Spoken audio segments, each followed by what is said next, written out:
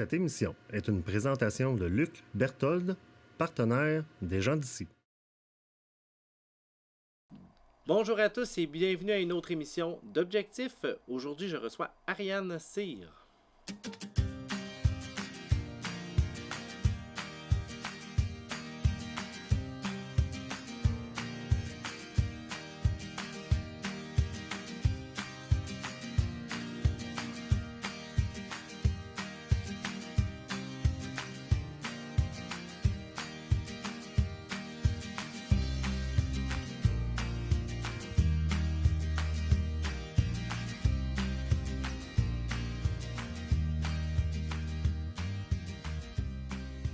Bonjour Ariane. Bonjour. Ça va bien? Ça va bien, merci. Toi aussi? Ben oui, ça va bien.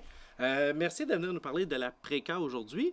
Je commencerai juste par définir PRECA, juste pour l'acronyme pour nos auditeurs. Ah oui, c'est mystérieux. Oui. Partenaire pour la réussite éducative en Chaudière-Appalaches. Réussite éducative, à ne pas confondre avec la réussite scolaire. Donc, des fois, on pense que, Ariane, toi, tu veux que tout le monde ait 95 %. Non. La réussite éducative, c'est le développement du plein potentiel de tous les jeunes. Donc, c'est des jeunes qui sont bien puis qui vont bien. Donc, puis le territoire couvert, c'est l'ensemble de la Chaudière-Appalaches. Exactement. Donc, de Montmagny, essentiellement, jusqu'à ici, à Disraeli, grosso modo, là, rapidement, là, un peu le territoire. 2h30 à peu près de route d'est en ouest, du nord au sud. C'est bon, excellent. Puis, dans le fond, réussite éducative, bon, tu disais tantôt, mais donc un travail en étroite collaboration avec l'ensemble des centres de services scolaires. Exactement. Centre de services scolaires, cégep, université, les municipalités aussi, Carrefour Jeunesse Emploi, Maison de la famille. Il y a toute une série de partenaires, dans le fond, qui ont un apport dans le développement d'un jeune à un moment ou à un autre de sa vie. Puis on essaye de travailler tout le monde ensemble pour faire une espèce de... L'image qu'on utilise, c'est celle du filet de sécurité autour du jeune pour l'aider de la petite enfance jusqu'au passage à l'âge adulte. Puis ces organisations-là sont créées depuis un certain temps? Bien, PRECA, nous, on est arrivé dans l'écosystème de Chaudière-Appalaches en 2011, mais la première instance de concertation, comme nous, qui est le CREPA au Saguenay-Lac-Saint-Jean, a fêté ses 20 ans il y a quelques années, là, donc on arrive à 25 ans. Puis dans le fond, c'est que ça prenait une organisation qui faisait un peu, comme tu disais, le filet de sécurité à travers toutes les différentes organisations qui étaient dans l'écosystème éducatif. Ça prend quelqu'un qui est le mandataire de dire, toi, centre de services scolaires, toi, cégep, vous travaillez peut-être sur le même projet de transition, puis les 4 centres de services scolaires ensemble, vous avez peut-être quelque chose à travailler avec les 4 cégeps de Chaudière-Appalaches. Donc, effectivement, ça prend un lieu, pas un lieu physique, là, un lieu virtuel pour se parler, pour se rencontrer. Donc, PRECA, on se dit comme un carrefour, le carrefour giratoire, oui. Où est-ce que les partenaires, où est-ce qu'on convie les partenaires à venir jaser avec nous sur des problématiques, sur des enjeux, sur des défis. On jase ensemble de leur propre réalité puis de ce qu'on pourrait faire ensemble pour répondre à un besoin ou à un enjeu d'un jeune ou de ses familles. Donc, il y a des choses que les gens font tout seuls, chez eux, dans leurs organisations, puis c'est correct. Puis il y a des choses qu'on a avantage à se parler ensemble. Si chacun des partenaires fait la même type d'action pendant 5 ans, mais il y a peut-être des choses qu'on a à s'apprendre les uns les autres, des trucs, des astuces, même des façons de faire, des programmes.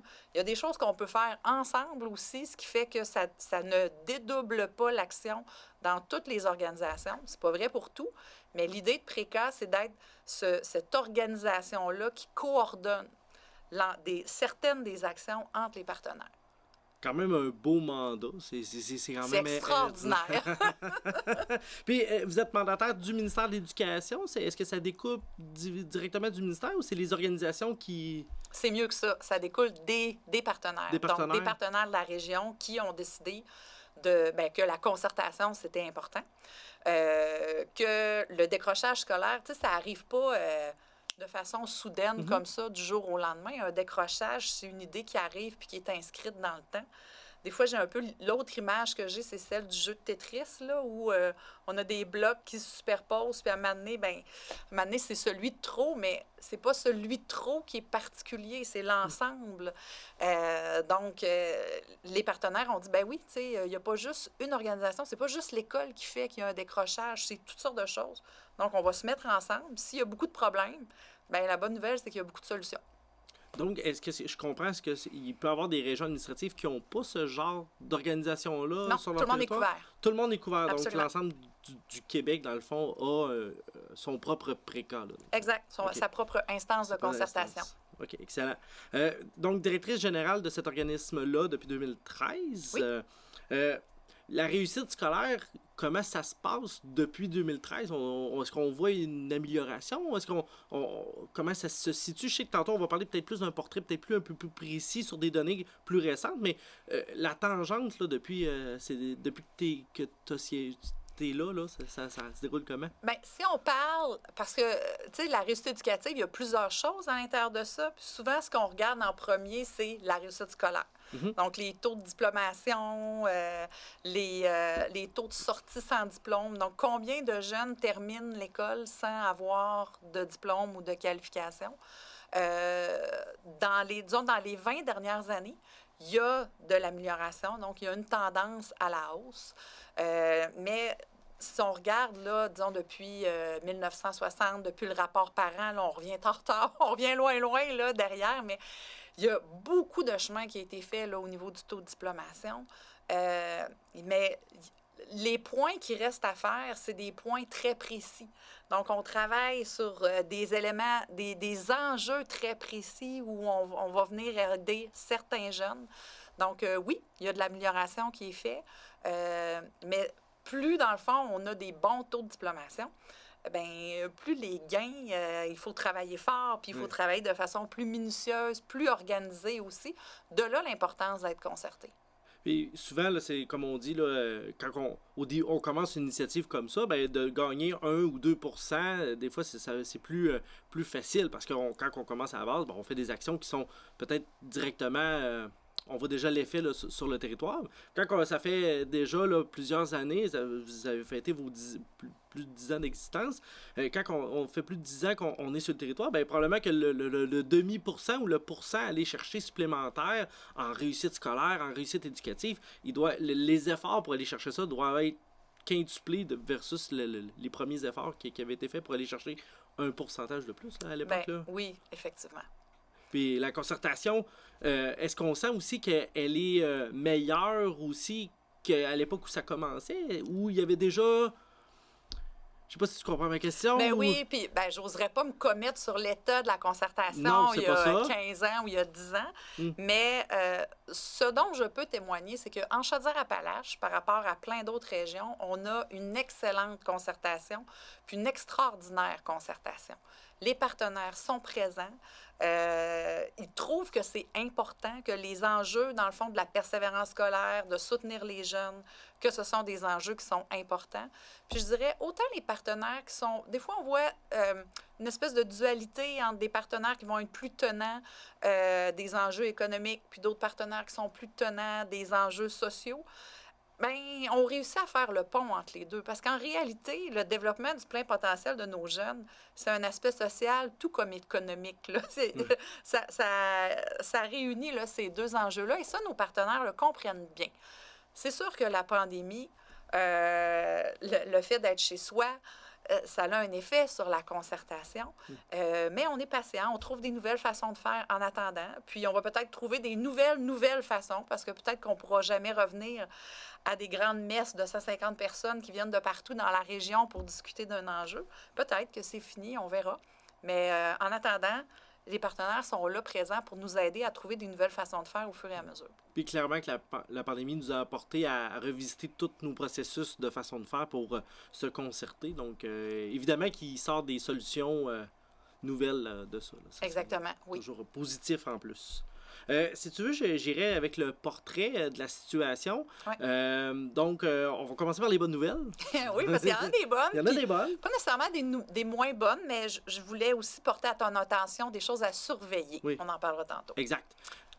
Commençons par les bonnes nouvelles. Bien, les bonnes nouvelles, on a parlé de une, c'est que malgré la pandémie, les partenaires sont présents dans la concertation. Tu sais, on disait tout à l'heure que le décrochage, bien, c'est beaucoup d'enjeux et il y a beaucoup de solutions. Bien, si les gens qui portent les solutions ne sont pas présents, ça va pas bien. On va avoir de la difficulté à garder notre filet de sécurité. Nos mailles vont être lâches dans notre filet. Et là, c'est pas le cas. Les partenaires sont présents malgré toutes leurs difficultés. Malgré ce que vivent les gens dans le milieu scolaire, dans le milieu de la santé, dans les municipalités, dans les organismes communautaires qui sont sursollicités, qui sont fatigués, épuisés, mais sont quand même présents. Ça, c'est extraordinaire. Il faut vraiment en témoigner parce qu'ils sont là, ils sont présents, puis ils sont importants. S'ils ne sont pas là, ça ne fonctionne pas. Donc ça, c'est la première bonne nouvelle. La deuxième bonne nouvelle, c'est que les taux de diplomation qu'on avait avant la pandémie étaient quand même très bons en Chaudière-Appalaches. Que ce soit un taux de diplomation sur 5 ans ou sur 7 ans. Puis là, je fais une petite parenthèse. Pourquoi on calcule sur 5 ans, sur 7 ans? Si tu t'imagines, bon, tu es petit Jean-Philippe, tu rentres en secondaire 1, puis là, 5 ans après, secondaire 5, ça, c'est le parcours, on va dire, standard. Typique. Typique, le parcours typique. Et c'est pour ça qu'on a un indicateur qui dit, bien, notre taux de diplomation sur 5 ans. Donc, notre nombre de jeunes qui rentrent au secondaire, puis après 5 ans, qui sortent avec un diplôme. Mais il n'y a pas juste des parcours typiques. Il y a des jeunes qui rentrent au secondaire puis ils font une passerelle avec autre chose comme de la formation générale aux adultes, par exemple. Il y a des programmes plus particuliers de préparation au marché du travail. Et ces programmes-là ne prennent pas 5 ans. Donc, il y a des parcours qui sont plus atypiques et de là, l'idée d'aller prendre une mesure après 7 ans. Des fois, les gens ont l'impression que si on prend la mesure après 7 ans, c'est parce qu'on veut laisser une chance pour avoir comme une meilleure idée pour que ça paraisse mieux. Mais c'est juste parce que ça représente mieux la réalité, tout simplement. Par exemple, ici, dans la MRC des Appalaches, le taux de diplomation après 5 ans est de 62 %. Donc, ça veut dire que le nombre de jeunes qui diplôment de secondaire 1 à secondaire 5, c'est 62 %. Mais si on prend le taux de diplomation après 7 ans, on est à 74 %. Puis là, tu vas me dire, oui, Marianne, juste 74 %, mais s'ils sont partis faire un DEP, par exemple, bien, ils ne compteront pas dans ta donnée. Donc, il ne faut pas penser qu'il y a 26 % des jeunes qui décrochent. C'est pas ça. Parce que sinon, ça serait épouvantable. Le taux de diplomation, ça nous dit le nombre de jeunes qui sortent avec un diplôme. D'études secondaires. D'études secondaires. Parce que souvent, ben, c'est comme tu expliques, techniquement, les gens peuvent s'en aller faire un DEP avec un secondaire 3 ou secondaire 4 minimalement sans obtenir un diplôme bien, d'études secondaires. S'ils ne l'obtiennent pas en dedans de 7 ans, on ne les verra pas dans la donnée. Donc, effectivement, il faut le regarder parce que ça nous dit le nombre de jeunes qui diplôment après une certaine mesure, mais il faut le regarder avec ni des lunettes roses, mettons, ni des lunettes noires. Il faut le regarder. Et ce taux-là, oui, il évolue à travers les années, donc il y a eu des gains, particulièrement du côté des garçons. Donc ça, c'est intéressant parce qu'il y a quand même historiquement moins de garçons qui diplôment, que les taux sont moins bons du côté des garçons que les filles, même du côté des risques de décrocher, qui est une autre sorte de données. Les garçons sont plus à risque de décrocher que les filles. Mais il y a une amélioration ici du côté de la MRC des Appalaches, du côté de cette donnée-là. Donc ça aussi, c'est une bonne nouvelle. La troisième bonne nouvelle qui est intéressante à mettre de l'avant, c'est juste avant la pandémie, on a fait un sondage auprès de 10 500 parents. Et les parents étaient très, très, très présents, autant dans la collaboration avec l'école, autant dans la volonté de soutenir leurs jeunes. Donc, il y a des choses qui nous inquiètent un petit peu, on va en parler tout à l'heure, mais on sait que les parents sont très, très majoritairement impliqués avec leurs jeunes, puis ils sont intéressés. Ils savent qu'ils ont un rôle à jouer, puis ils sont très prêts. Inversement, de l'autre côté, les jeunes, les adolescents, sont aussi très ouverts. Donc, pendant la pandémie, on est allé rencontrer des jeunes pour savoir, bien, comment ça va? On n'a pas fait un sondage, c'était plus difficile, mais on a fait des focus group auprès des jeunes, puis d'autres partenaires aussi l'ont fait.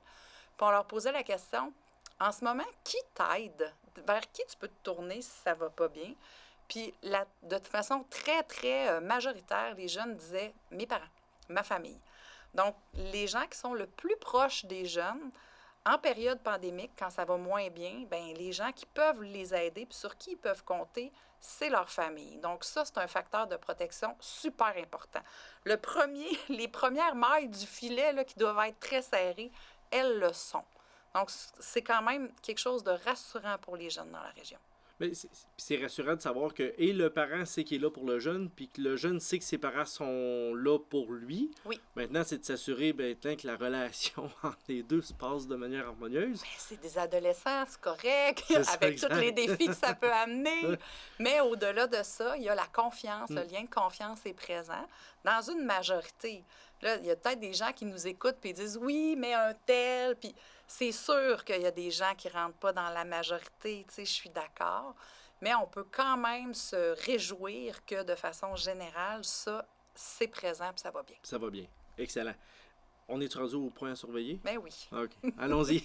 On n'a pas le choix. Faut y Mais penser. c'est quand même important. Oui. À surveiller ne veut pas dire nécessairement négatif. Non, à surveiller, puis justement, il y a plusieurs choses sur lesquelles on ne peut pas avoir de données. Parce que c'est la pandémie, parce qu'il n'y a pas eu d'enquêtes qui ont été faites, parce que les enquêtes, c'est long. Faire une grande enquête, celle que j'ai parlé là, avec les 10 000 parents qu'on a fait juste avant la pandémie, ça a pris 1 an et demi pour la mettre en place, puis ça a pris 6 mois après ça pour la lire seulement. Donc, ça se fait pas comme ça. Normalement, c'est comme ces données-là, là, vous récupérez ça à un temps précis? Ou, Ça dépend des données. OK. Donc, on a une personne chez nous qui s'appelle Annabelle. Salut Annabelle. Et elle, c'est comme la Yoda des données. OK. Avec un fichier Excel. Puis, il y a des données qui reviennent chaque année. Il y a des données qu'on doit attendre plusieurs années pour avoir une nouvelle enquête. Il y a des données qu'on fait nous-mêmes, comme celle dont je t'ai parlé tout à l'heure. Là. OK. Donc, c'est un peu variable c'est une selon... coordination. OK. Parce que, tu sais, tout ce qui est taux de diplomation, bien ça, c'est précis à chaque année. Là, Exact. ça sort exactement. Mais il y a des données plus ou moins, là, que ça, c'est plus variable là, sur Exact. le temps là, où on est capable. Exactement. Excellent. Point à surveiller. Les choses à surveiller, il y en a 4, 5. Il y a des choses qui nous inquiètent. C'est-à-dire que si on prend ce qu'on connaît de la réussite éducative, les choses qui sont importantes, puis la situation pandémique, bien, il y a des éléments qu'on dit, bien ça, on pense que pendant la pandémie, ça n'a pas joué en faveur de la réussite éducative. La motivation, entre autres. Le fait que, bon, l'école, là, c'est pas juste un lieu d'apprentissage, c'est un lieu de socialisation. Puis un des éléments qui est super important dans la motivation, c'est le sentiment d'appartenance. Puis, bien, le sentiment d'appartenance, pour certains jeunes, il passe par le lien social, par la présence avec les amis.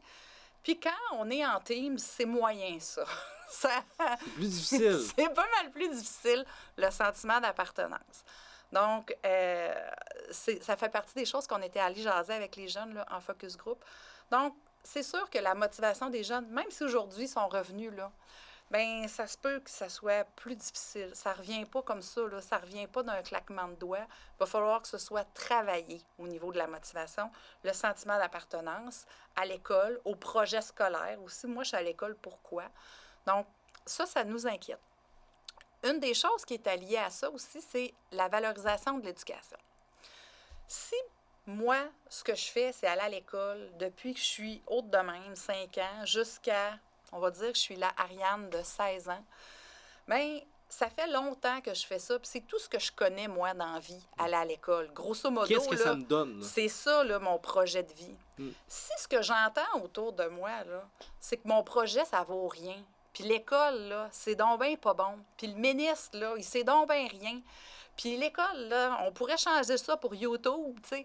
Mais si j'entends ça, moi, Ariane de 16 ans, c'est sûr que ça enlève beaucoup de sens à ce que je fais tous les jours à l'école. Collectivement, même si on a le droit d'être critique par rapport à plein de choses, on est des citoyens, c'est normal qu'on puisse avoir des critiques à faire, mais il faudrait faire attention de ne pas surexposer les jeunes à des critiques négatives sur l'éducation et sur l'école. Parce que pendant la pandémie, ils en ont reçu beaucoup. Et je parlais tout à l'heure du sentiment d'appartenance. envers l'école, mais aussi envers mon projet, bien, la valorisation de l'éducation, elle passe, elle vient jouer là aussi. Donc, tous les discours qui se sont dits dans les familles, dans les maisons, mais aussi dans les médias, dans les émissions, peu importe, bien ça, c'est préoccupant, puis il faudrait faire attention. Ben, ces deux points-là à surveiller, ils sont en étroite... ils s'influencent beaucoup un et l'autre. Là. Effectivement. On va dire c'est deux concepts, mais sont clairement interreliés, c'est sûr. Puis, si on veut des jeunes motivés à l'école, bien, il va falloir regarnir un peu notre argumentaire positif envers l'école, puis présenter des aspects le fun, puis des choses qui sont intéressantes. Exact. Un autre point à surveiller. La santé mentale. Ça, c'est sûr que... On en parlait beaucoup aussi durant la pandémie. On en parlait beaucoup durant la pandémie. Il n'est pas probable que les jeunes qui avaient des problèmes de santé mentale, ça se soit amélioré pendant la pandémie. Je vais être bien honnête avec toi. C'est très peu probable. Puis déjà, c'était... je ne veux pas compter de menterie, là. C'était un jeune sur 4 qui avait des problèmes diagnostiqués liés à l'anxiété ou au stress, puis qui nécessitaient une médication. C'est énorme. C'est énorme. Puis bon, il y a des choses intéressantes, comme le fait qu'on disait tout à l'heure, ces jeunes-là ont probablement un bon lien avec leurs parents. Mais ça reste quand même que c'est vraiment préoccupant, l'état de situation probable de la santé mentale des jeunes actuellement, et il va falloir le surveiller. On le fait. Je peux te témoigner que les partenaires, autant du milieu de la santé que du milieu scolaire, en discutent, essaient de voir de quelle façon on va pouvoir mettre en place des choses. Le CIS de Chaudière-Appalaches a mis en place des choses, mais il n'en demeure pas moins que c'est préoccupant. Oui, puis on en parlait en préparation de l'entrevue, l'espèce de glissade d'été, ou en fait de toute période d'interruption, vient aussi chambouler un peu là, tous les points à surveiller. Là. C'est toujours à ces moments-là que ça devient un peu névralgique aussi. Hein. Exact. S'il y a un moment où est-ce qu'on devrait surveiller ces points-là, c'est quand il n'y a pas d'école, dans les moments d'interruption. Donc, l'été, c'est le moment qui est le plus grand où est-ce qu'il y a une interruption. Et ce moment-là, il est critique parce que des jeunes qui ont de la difficulté, qui ont de la difficulté dans leurs apprentissages et ou d'autres types de difficultés, bien, c'est prouvé là, dans les études que c'est un moment où est-ce qu'ils peuvent prendre la décision de ne pas revenir à l'école, de décrocher, dans le fond. C'est vrai pour d'autres interruptions aussi. C'est vrai dans le temps des fêtes. Les jeunes sont 2 semaines arrêtés. C'est la deuxième plus grosse interruption, plus grande interruption, dans le fond. Mais là aussi, c'est si on a des petites antennes là, ou des petits radars là, à allumer, là, bien oui, là, pendant la semaine de relâche aussi. Mais particulièrement pendant l'été, parce que c'est vraiment une longue période. Puis parce qu'il y a un autre phénomène qui arrive aussi pendant l'été. Peut-être que ça t'est déjà arrivé. On va dire le 22 juin, tu termines l'école, puis tu as un bagage X de connaissances. Je vais l'imager avec un sac à dos. On va dire que tu as un sac à dos, puis dans ton sac à dos, tu as plein d'affaires, puis ça, c'est toutes les choses que tu as apprises dans l'année. Puis là, bien, il y a l'été. Puis là, tu arrives à la rentrée scolaire, tu remets ton sac à dos, il est plus léger. Il y avait des petits trous dans ton sac à dos, puis tu as perdu des connaissances, tu as perdu des choses pendant l'été. C'est le phénomène qu'on appelle la glissade de l'été. Il arrive tout le temps. C'est normal. Ce phénomène-là est normal. Le problème, c'est que pour les jeunes qui avaient un sac à dos moins garni, on va dire ça comme ça, à la fin de l'année scolaire, mais eux, ils n'ont pas les moyens de perdre toutes ces connaissances-là. Ils arrivent beaucoup plus loin. Puis, pendant la pandémie, bien là, il y a eu des interruptions. Il y a eu des jeunes qui n'étaient pas à l'école. Bien, encore aujourd'hui, ça arrive, là, des situations d'isolement et tout. Et c'est sûr que c'est venu jouer sur les connaissances des jeunes, sur ce qu'on était capable de proposer comme apprentissage. Puis tout était... Je tiens à dire que le milieu scolaire le fait de façon formidable. Là. Il y a des connaissances, des savoirs essentiels qui sont là. Mais les jeunes qui ont de la difficulté arrivent à la rentrée scolaire, puis ben, ils sont plus loin que lorsqu'ils sont arrivés. Et ce plus loin-là, ils ont beaucoup de difficultés à le rattraper. Donc, ils avaient déjà du retard sur leur père à la fin de l'année.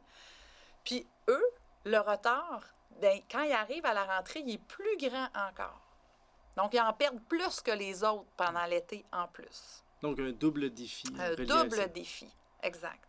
En terminant, Ariane, j'aimerais juste qu'on parle des actions que vous faites aussi pour surveiller ces points-là, pour propager ces bonnes nouvelles-là. Entre autres, journée de persévérance scolaire, journée des finissants.